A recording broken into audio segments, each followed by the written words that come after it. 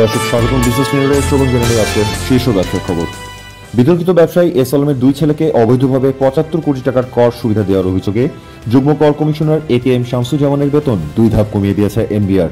অভিযোগে প্রমাণিত হয়েছে তিনি সরকারের রাজস্ব ক্ষতি করেছেন।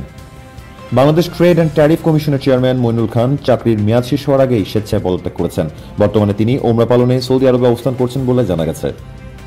৫ ইসলামী ব্যাংকের একীভূতকরণে সাধারণ শেয়ার হোল্ডারদের বিনিয়োগ শূন্য ঘোষণায় ক্ষোভ প্রকাশ করেছে মার্চেন্ট ব্যাংকার্স অ্যাসোসিয়েশন।